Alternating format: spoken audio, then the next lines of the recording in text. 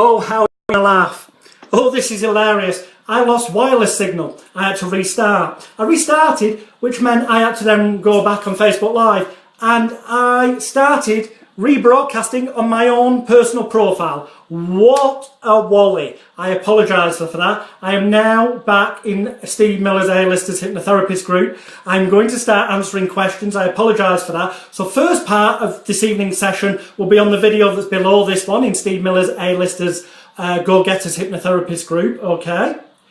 Part 2, the midsection, is on my profile, but after we stop broadcasting, I will get the video link for that and post it onto Steve Miller's Hypnotherapist A-Listers group, so that then at the end of this video, in about 20 minutes, I will then be able to, we will be able to get the video link off video 1 and put up a post in the group so that the part 1 will be there, part 2 that went out incorrectly on my profile, and facebook.com/Alex the Hypnotist, and the final part, this, where I'm going to answer questions, will be here. Hopefully you saw part 1.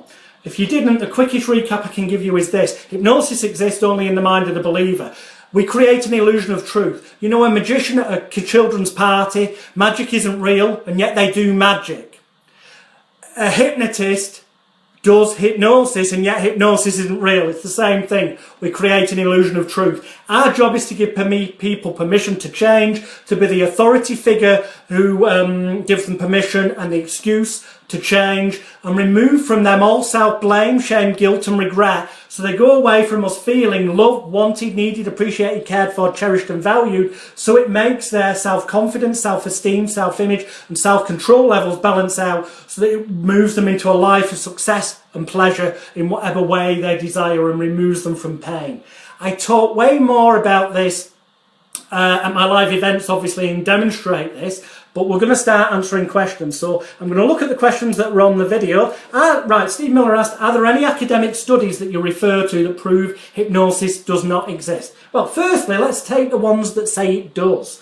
Okay, in 2011, Scandinavian researchers said that the glazed eye look that people sometimes get is proof hypnosis exists. Well, guess what? I've seen that in people who are just getting bored and zoning out. You know, the suggestions that, here's the problem. Any clinical study to do with hypnosis, any study in itself has an inbuilt non-verbal suggestion. Even when you do double blind or triple blind, it's impossible to remove the non-verbal suggestion. Thus meaning it's impossible to prove anything other than suggestion works. In 2005, Amir Raz at the McGill University in Montreal did a study with the Stroop effect. This is where, for example, you might have the word green written in blue ink, and people look at it and you say, name the colour, and rather than name the actual colour they see, not the word, and rather than saying blue, which the word green has been written in, they might say green because that's the word they see, and it gets really confusing. But with hypnosis, they've said the Stroop effect can be overcome. Well, let me tell you something. A lot of people, I've tested this out, I used to do this in my mentalism shows, and you know, the Stroop effect, if you, some people can just naturally do the correct thing and say the word or say the colour. It's as simple as that. So I'm sorry, as has been proven by, for example, Dr. Graham Wagstaff in his report Hypnosis, Compliance and Belief, which was published in 1981, as has been proven by loads of people over the years that are in the books that I mentioned in the first part of this video that's below this one, or you can get a list of them by going to hypnosisweek.com, scroll down and find my clinical research paper, my paper that I did for the International Journal of Complementary and Alternative Medicine. It's a free PDF download, and in there it explains to you why and how we are literally a focal point to create an important seeming ritual to make our clients feel loved, wanted, needed, appreciated, cared for, cherished and valued, and to give them permission to change, an excuse to change, and to remove all self-blame, shame, guilt and regret from them. Now I am moving down, and hopefully, yes, where are we? I found the second video. There's no questions under that second video. Let me click. Ask your questions underneath this video, please, not the other one. Click and refresh on the computer. There are clinical studies galore to show that hypnosis exists. There's clinical studies galore to show that hypnosis does not exist. Okay? So the simple fact is this: apply Occam's razor, and if you can do something by natural means, it generally means that it happens for natural reasons. People can dress it up or sell it in a different way, but the fact is you can't escape the truth. So, I'm just looking at these other bits, lost the link, well I'm back again. Do you believe in the power of suggestion? Matthew David Robinson asked. Of course I do. Suggestion, correctly expressed, is hypnosis.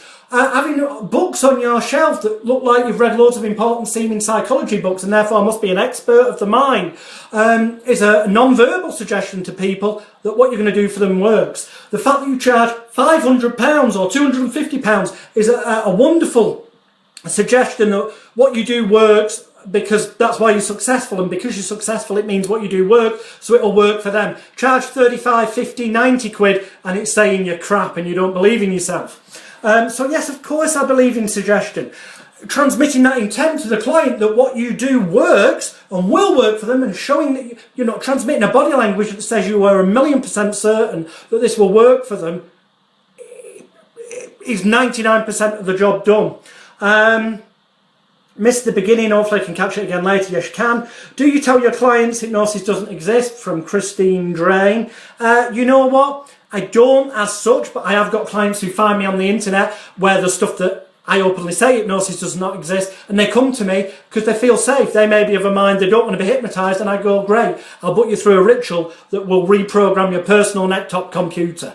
Is that fine with you? They say yes. The moment they're committed and pay a sizable fee to me, it means that they are ready to take that as their moment to remove all self-blame, shame, guilt and regret from themselves, and to go through a process which my complete mind therapy session, there's more about that at hypnotherapybootcamp.com, but I've talked to thousands of therapists around the world, including television names. You know, I advise a lot of television hypnotists and life coaches who use my exact scripts, strategies and techniques in their work to get results, but you can find out more about that at hypnotherapybootcamp.com. So no, I don't actively go out to tell them that, but if they found one of the sites where I say it, I don't deny it. Generally, the majority of clients come to me with the idea that I'm the all-powerful hypnotist who can swing the watch or snap the fingers and change their life. And you know what? If that's what they want, that's what I give them, because that is what they need deep down. Give them anything less and you're kind of disappointing them. Cool. Questions are coming. Thank you. What about evidence using MRI, seeing the brainwaves, etc.? I've been connected to one of those machines and I can duplicate the same brainwave patterns in less than 30 seconds. People would argue that's self-hypnosis. I would say absolute cobblers. Just breathe nice and deeply in through your nose and out through your mouth. Think of something nice and pleasant, and within seconds you can alter those machines to have the same results. I know because I've done it and I've had other people do it, and I proved that I could do it at Tom Silver's event in London years back, who's heavily into the brainwaves, which I helped promote and sell tickets for. That's why I was there. And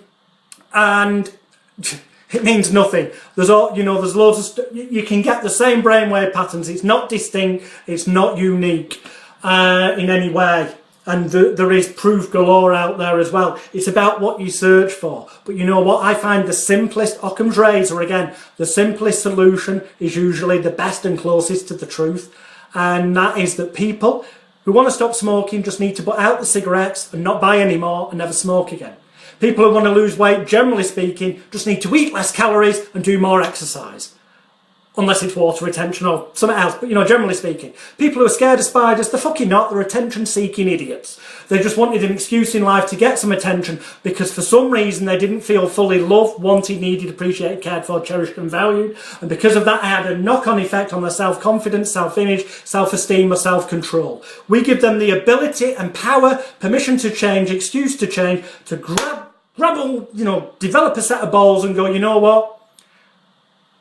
I am going to hold that spider. I am going to get on with my life. And the moment they start doing that, which they could have done for themselves, the moment they do in a context where they can say to the family and friends, I couldn't have done it before because I needed the help from this therapist, so it's not my fault I didn't do it before, thus meaning all self-blame, shame, guilt and regret is removed from them. It gives them the perfect moment to change their life for the better.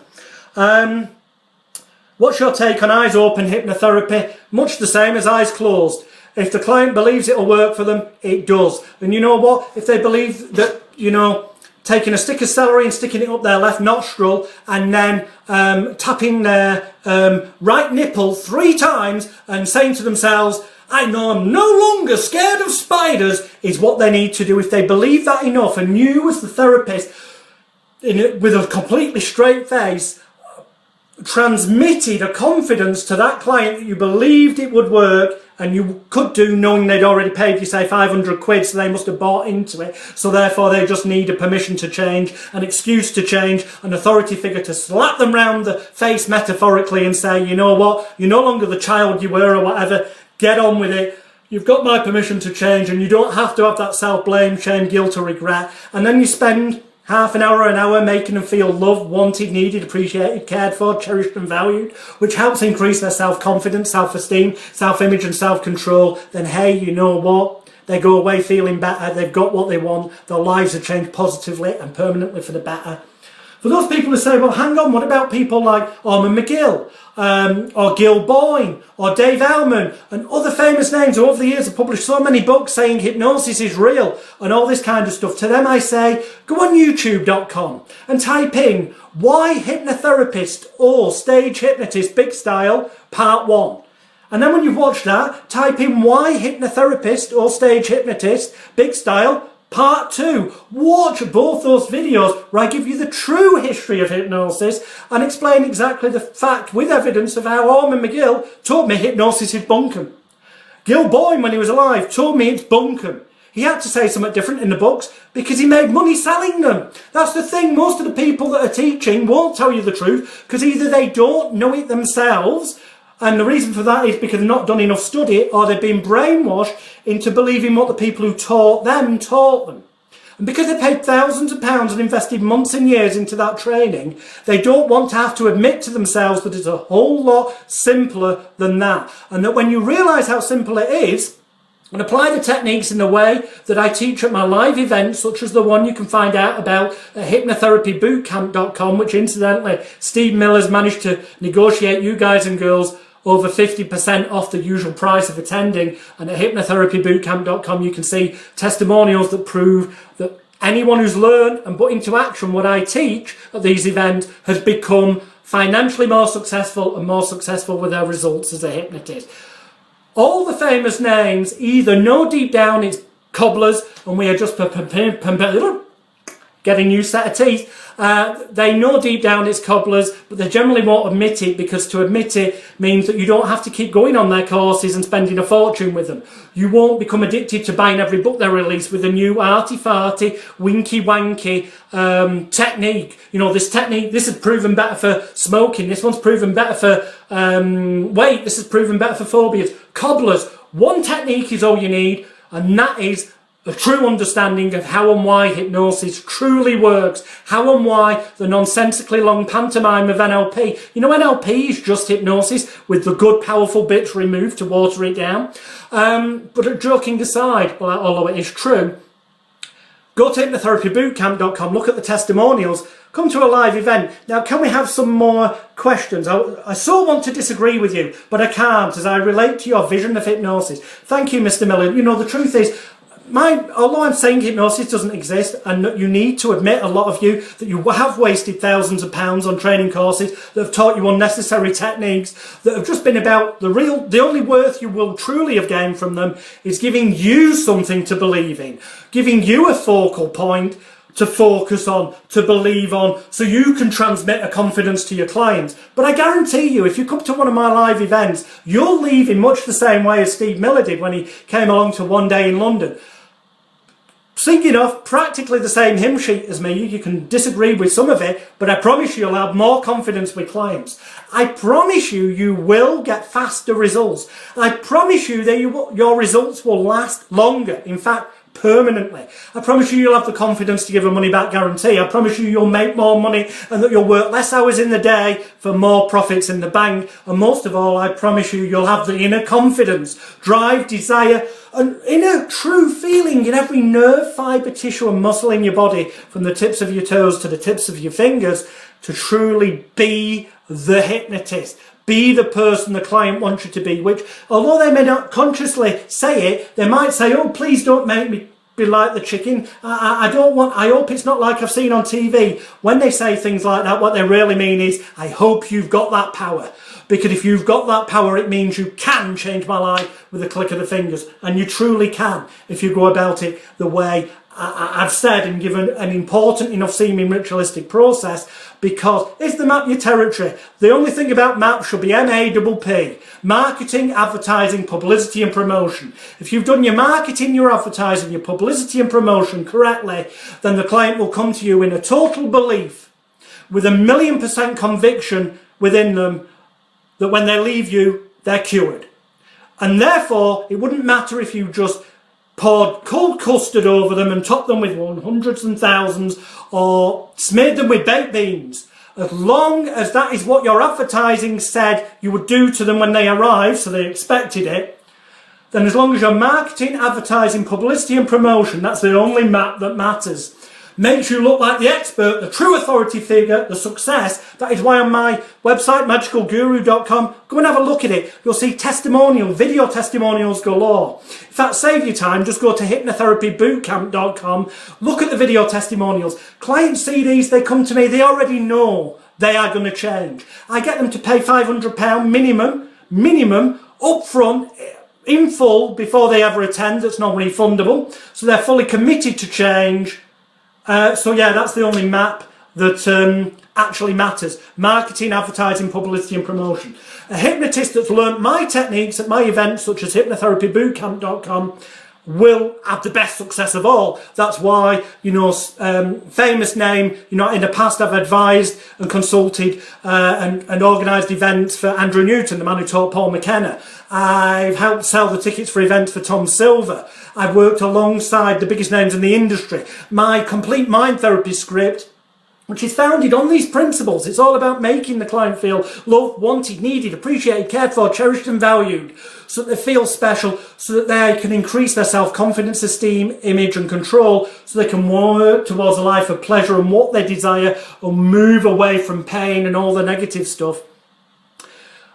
All of this comes together with transmitting to them the confidence that what you're going to do really will work, and that should have been transmitted through the map. Marketing, advertising, publicity and promotion. That's why I call my approach complete mind therapy, because it's a suggestion in itself that nothing's missing, it's complete. That is why I set up the Mind Care organisation, because it sounds like we're caring for the mind. And when you've done my courses, you can use all this stuff. You can use the ACMT logo, Association of Complete Mind Therapy Practitioners.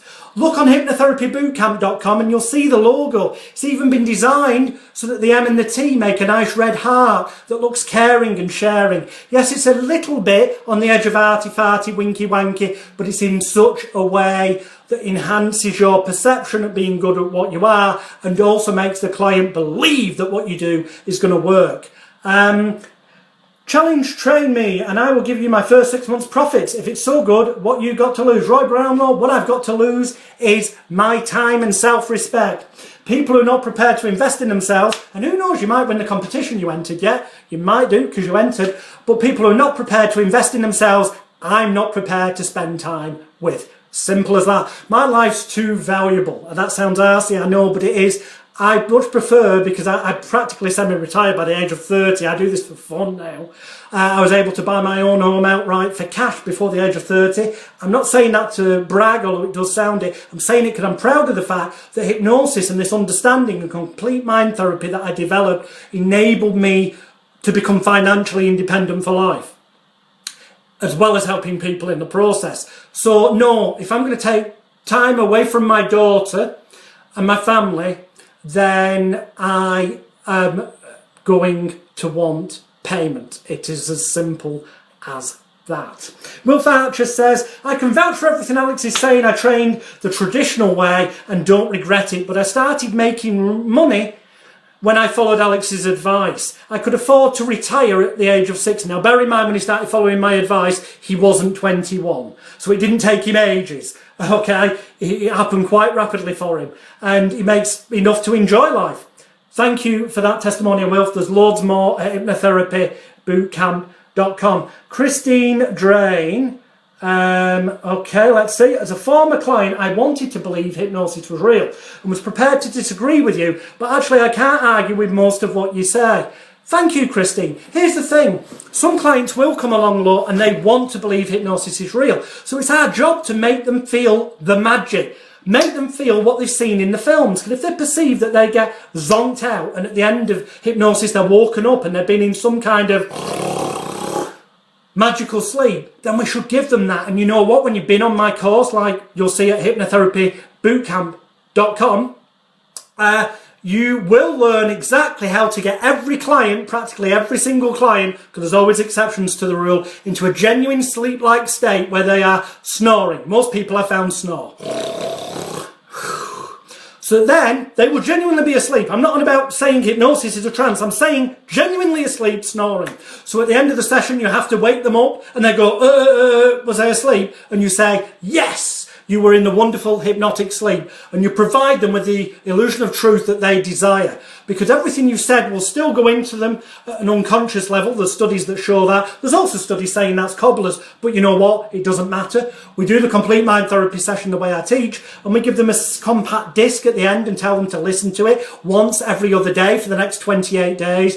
This they will do, and sometimes they'll go to sleep, real sleep. Other times they won't, and they'll be consciously aware of what it says. And when they are, that's fine, because in both cases, it will help make them feel loved, wanted, needed, appreciated, cared for, cherished and valued. So it helps to increase their self-esteem, self-image, self-control and self-confidence, and at the same time removes all self-blame, shame, guilt and regret from them. But we'll go into that in... Steve Miller, what is your view of ethics, health and safety?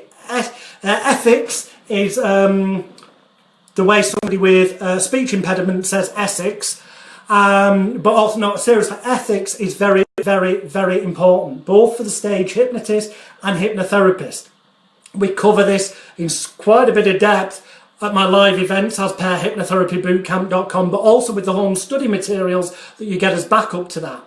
You should record on video every single session you do, and then keep that video footage forever.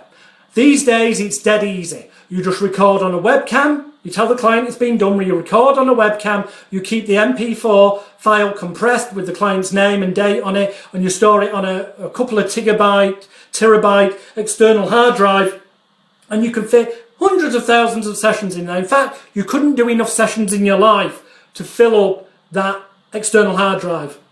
Or if you did, it's because you're not charging enough and you need therapy yourself. Because if you're charging enough, then you'll soon find that you actually really don't want to treat that many clients, because it ends up doing your head in, you know.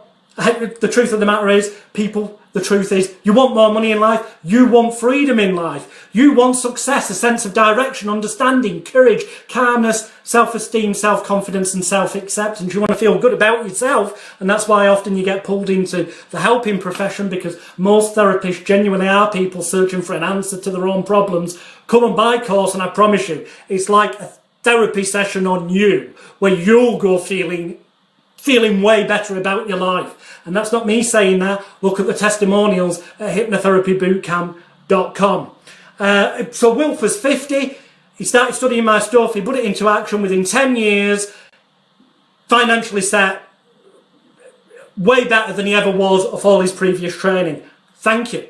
There's way more testimonials at hypnotherapybootcamp.com. The proof is that this has worked for everyone that's put it into action that I've taught, which is thousands of people around the world.